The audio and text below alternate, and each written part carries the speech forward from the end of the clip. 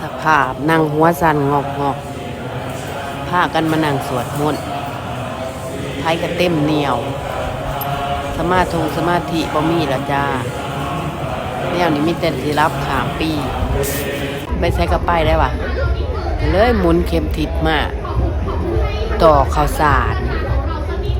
พักกันย่างมากกับหนองเพราะมันบริไกลกันดีมากเขาโอ้ยคนลายแถลายว่าแย่กันมาสั่นย่างเบียดกันจนว่า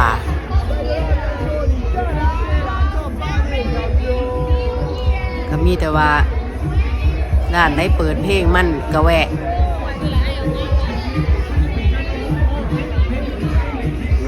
ร่างกาย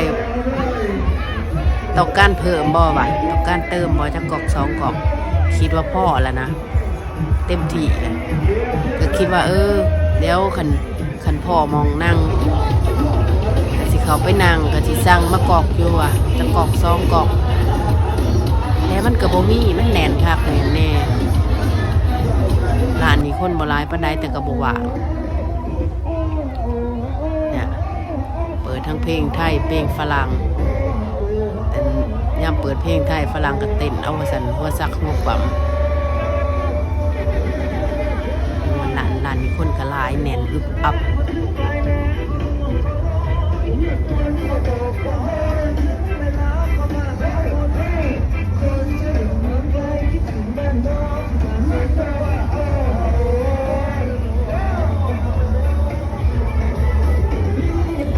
พากันย่างไปเรื่อยๆได้มันมีจุดหมายมองได้เปิดเพลงมวนกะแวะ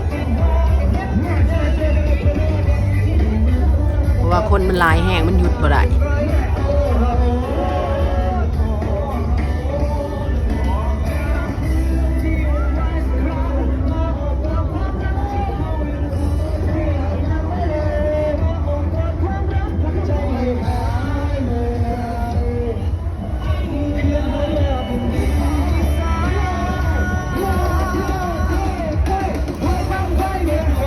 มาหยุดอยู่ร้านนี้เพราะว่าร้านนี้เปิดเพลงคักก็มาเต้นหัวซักหัวความอยู่ในเฮิงเติบจนมาเข่าดาวอยู่ร้านนี่แหละ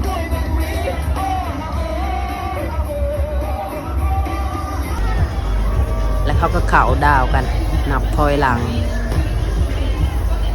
อยู่นี่แต่ว่าผู้กับบ่เห็นร้ายดอกเห็นน้อยนึงเพราะว่าอยู่นี่มันบ่ค่อยเห็นผู้ปานใดมันต้องไปทั้งบุญทั้งวัดอรุณแล้วจะสิเห็นผูกลายมันก็สิทายผูกแต่ผูกกับลายดอก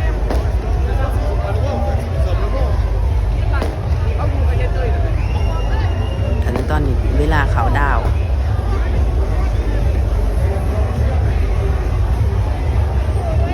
แล้วพ่อใหญ่เจ้าเก่งก็โทรมาแฮปปี้นิวเยียร์หลังจากนั้นก็พากันย่างต่อ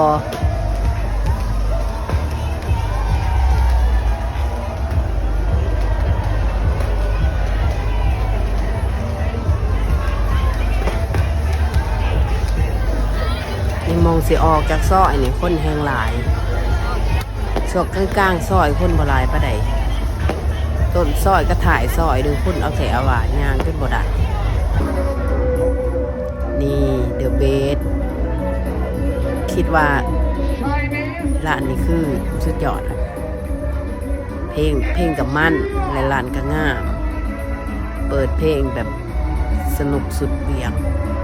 แต่ก็เขาบ่ได้ดอกคนแน่นเอาแถวว่าเนี่ยพวกอยู่นอกนี่ได้แต่ยืนกอหัวแนมเบิ่งแต่คิดว่าร้านนี้แหละเดอะเบสร้านนี้ก็พ่อร้านนี้ได้กับมวน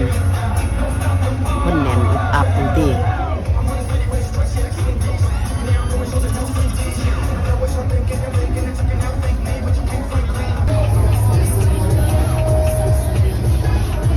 บ่าวฝรั่งสักหน่อย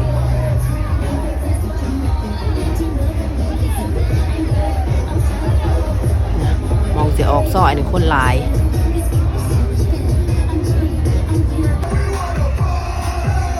สุดเวียงอีก นี่ครบรสชาติอีหลีปีนี่2025มีทั้งสวดมนต์มีทั้งปาร์ตี้ทุกอย่าง แต่สวดมนต์บ่สำเร็จ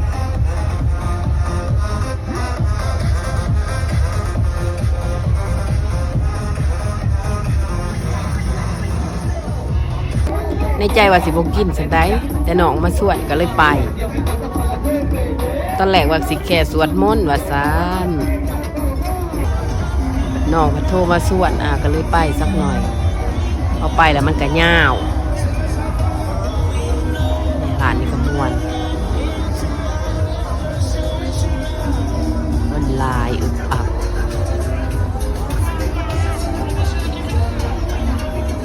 อันนี้มอสิออกซอยเอินรถมากอะยากเพื่อสิเอินได้โอ้โหเป็นชั่วโมงเอินรถพอมาห้องสิจำห้องได้บ่น้อวะอยู่สั่นได้ห้องได้จำได้บ่คือตาลายแท้แล้วยางมาก